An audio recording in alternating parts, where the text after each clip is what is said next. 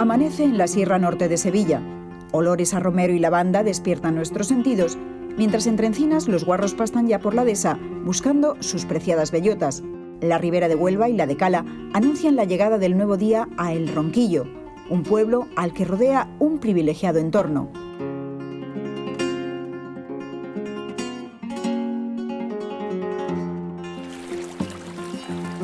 La naturaleza es uno de sus grandes atractivos.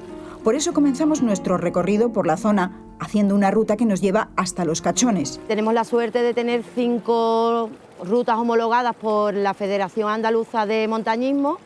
Justamente aquí termina una, que es Los Cachones.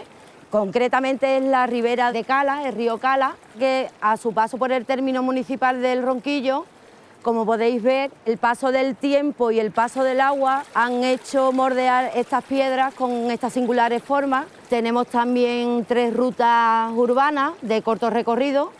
Aparte tenemos nuestra vía verde, que es la recuperación de una antigua vía de tren. Si quieren nos vamos ahora y lo vemos. 9 kilómetros fáciles de recorrer, a orillas del embalse de la Minilla, por los que discurrían las vías del tren que unía las minas de Cala con San Juan de Aznalfarache. Un paseo entre alcornoques, encinas, acebuches o carrascas y al final del camino, la antigua estación. Rehabilitada y convertida hoy en hotel rural y restaurante, al que volvemos dentro de un rato para conocer la gastronomía local. Antes, descubrimos otros alicientes de la oferta turística del Ronquillo. Visitamos un parque multiaventura. Vamos a encontrar diversidad de animales, de actividades de aventura, flora y fauna y una gincana estupenda para conocer la instalación. Todo esto es gratuito, entrar en la instalación y hacer la gincana. Luego tienes actividades como parque de aventura, tirolinas, rocódromo para escalar, tiro con arco. Hay un montón de actividades con las que puedes venir y disfrutar en familia o con tu grupo de amigos. Esto era anteriormente un parque de observación de la naturaleza. Entonces pues había animales bastante exóticos. Tenemos todavía algún dromedario, guanacos o emus, pero lo hemos ido reconvirtiendo en granja. Pues ovejitas, churras y merinas, cabra andaluza, cabra montesa enana. Animales que puedan interactuar con los niños y los niños con ellos para que al final se lleven la experiencia a casa de haber participado en una actividad medioambiental con animales. Interactuar con estos animales no es tan fácil, pero sí verlos en las dehesas. El cerdo ibérico, ahora en plena montanera, es el rey de la zona. Junto con el turismo, es uno de los pilares de la economía local. La zona de aquí del Ronquillo es buena porque tiene un montón de encinas en casi todas las fincas. Entonces es una zona muy buena para hacer cerdo ibérico de bellota. Tenemos 10 guardas de cría y hacemos más o menos unos 70, 80 guarros de bellota de montanera. Nos quedamos con algunos para la carne y para curar los jamones nosotros, pero los demás, por ejemplo, nosotros los vendemos todo a matadero. Desde que falleció su madre, Agustín se hizo cargo junto a su padre de la explotación familiar. En la finca tiene además vacas, vende los becerros, pero la pandemia está tirando su precio igual que el del cerdo. Este año está siendo regular, porque este año no hay mucha, como otros años había bellota, y los precios están súper bajos. Con el tema de la pandemia, los precios del guarro están por los suelos. Como suele decirse, del cerdo hasta los andares. Aquí lo saben bien. Desde tiempos inmemorables ha sido fundamental en su gastronomía. En el pueblo nos enseñan cómo hacían chorizo artesanalmente. Esto es una embutidora de chorizo, la que se ha usado siempre, toda la vida. Ahora vamos a proceder a llenarla y a hacer el amarre de los chorizos, como se ha hecho siempre. Es carne de cerdo ibérica con aliños de especias naturales. Lleva comino, lleva pimentón, lleva pimienta negra, ajo molido, sal. Se le echa un poquito de agua para suavizar la mezcla. Se embute directamente en la tripa y ahora pues se va apretando, se pincha para que no coja aire, se amarra y se deja secar unos días y ya está listo para su consumo.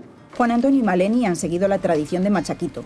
Matarife, como él dice, desde hace muchos años, ahora retirado, recuerda junto a su mujer cómo se hacían las cosas antes aún de esta embutidora. Antes había otra más antigua, diferente total a esta. Era de madera y con un palo que se le empujaba así para llenar los chorizos. Y anteriormente pues no había máquina, sino que en el mismo lebrillo o en las artesas de madera, las mujeres alrededor, con esto que se llama garapito, iban llenando los chorizos y amarrándolos.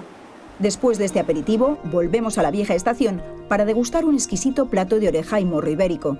Es un plato típico de la zona y estamos en temporada de montanera. La oreja, bueno, normalmente viene limpia, pero se termina de limpiar un poquito, se trocea, se marca en la sartén, Se saca y a continuación pues introducimos las verduras. Pimiento rojo, ajo, cebolla. Y después pues las especias. Laurel, pimienta negra, clavo, pimentón, comino y sal. Por supuesto con aceite de oliva y vino blanco. Después de 2 horas de cocción a fuego lento, aquí tenemos el resultado de nuestro guiso. Fantástica oreja ibérica y morro en salsa. El Ronquillo es un pueblo pequeño de casas blancas. Su ermita de Nuestra Señora de Gracia, patrona del pueblo, es de finales del siglo XVI y se hizo, cuentan, donde la Virgen se apareció a un pastorcito. Esta ermita está justo enfrente de donde estaba situada la cruz del Humilladero. Empezó siendo más pequeña de lo que es. Esta parte que se ve que sobresale se le añadió cuando el pueblo tuvo una apertura de numerosas minas de hierro, de cobre, de magnetita. Eso atrajo a mucha población foránea y entre tanta gente pudo reunirse gran cantidad de donativos y determinaron hacer la ermita. Unos 40 años después se hizo la iglesia parroquial del Divino Salvador, patrón del pueblo. Son los 2 edificios que más destacan en un pueblo tan pequeño como este, pero con mucha historia. Los orígenes del Ronquillo se remontan a 1350. Por aquel entonces este lugar era un alto en el Camino Real que unía Sevilla con Extremadura. O sea que esto no era un pueblo, esto era una especie de aldea pedánea dividida en 2. Por un lado estaba el barrio de Sufre, que era este, y el otro era el barrio de Santa Olalla, que eran los 2 señoríos a los cuales pertenecía por mitad este pueblo. En la actual Plaza de la Constitución se conserva el primer edificio que se hizo en esa época. Era una venta y servía para el descanso y aprovisionamiento de los caminantes que venían por la Vía de la Plata. Se eligió esto para poner la posada porque era un fontanal. Este terreno lo rodeaban 5 o 6 fuentes. La posada la regentó un hombre apodado El Ronco, de cuyo nombre proviene el del pueblo. Durante 4 siglos permaneció intacta hasta que en 1810 las tropas de Napoleón bombardearon el pueblo. Otro edificio que también tiene sus años es este alojamiento rural. Era la última casa, la carretera que iba hacia la ciudad de Huelva venía por aquí detrás de la casa y de hecho tiene los 4 cantillos, la casa, que marcaba eso, que era la última casa del pueblo. Esta es la resolana, porque aquí siempre se han puesto las mujeres a coser al sol. Y lo curioso que tenía, sobre todo, era la techumbre del cañizo, que estaba muy bien hecho. Antiguamente estos techos tenían por encima adobe y se mantenían con la moñiga de las vacas, que se les daba, y esa humedad hacía que se compactara el adobe. En el otro alojamiento se conservan los arcos originales del interior. Dependiendo de lo pudientes que fueran sus dueños, tenían alcobas a un lado y otro. Casas y gentes, las del Ronquillo, que desde siempre han acogido y acogen con los brazos abiertos a los viajeros que vienen a descubrir este bello paraje.